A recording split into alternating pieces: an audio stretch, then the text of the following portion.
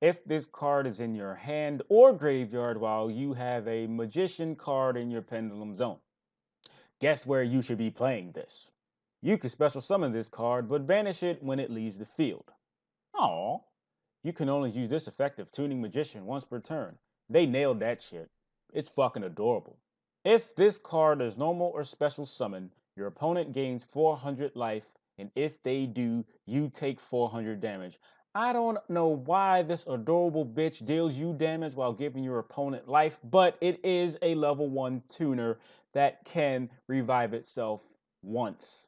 Obvious 1-for-1, but it's not a pendulum, so you can't search it with any of the pendulum shits, neither with Pendulum Call. I know that because I looked it up before I did this video.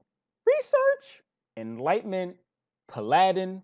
By the art, it looks like it will be shining. Look at me. But he's a dark monster. Or she, whatever. Why are you dark and you're so bright? Breakers of Shadow. Monsters that look light but are dark. Contradiction. And I guess it's good that it's generic. So you don't need to use Tuning Magician, but you probably should be using Tuning Magician.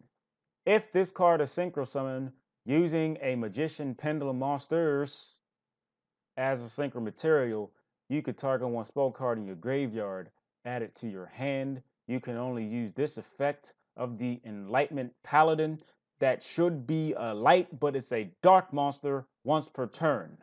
We don't really have Democ, and this is the closest thing to Democ, primarily because you get the spell back immediately. You have to use a Magician Pendulum Monster, which is not difficult if you was going to be playing a Magician deck in the first place. And I don't know how many, but I know there's at least one of the Magician fuckers that's a level 7. So Tuning Magician plus that simple arithmetic goes into this.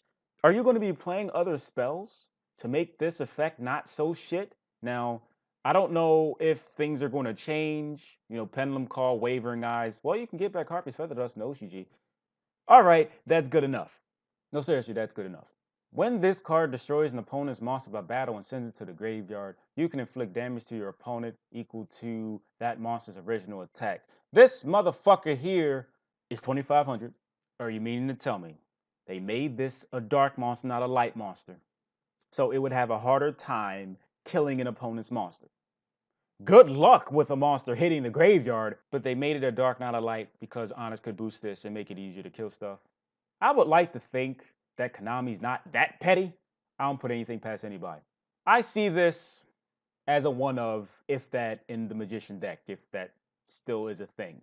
Tuning Magician can be summoned off of 1-for-1. You're playing mostly monsters in this shit anyway. You should have something to pitch. There's enough level 7s in that motherfucker that are searchable.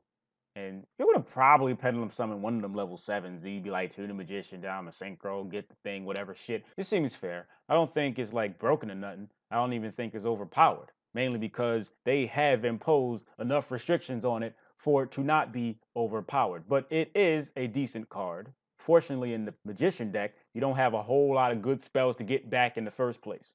Even though getting back, like I said in the OCG, Harpy's Feather Dust is pretty good. Even getting back a Pendulum Call or Wavering Eyes. It's fine. It's a hell of a lot faster than Magician of Faith. I just said that as if that was like a valid comparison. So anyway, I'd like to thank y'all for watching. If y'all like to help me pay rent, all you gotta do, disable ad block, click an ad, or two, put it back on. Literally seconds. Thank you very much in advance. It is very much appreciative, and if this means anything at all, you have my gratitude.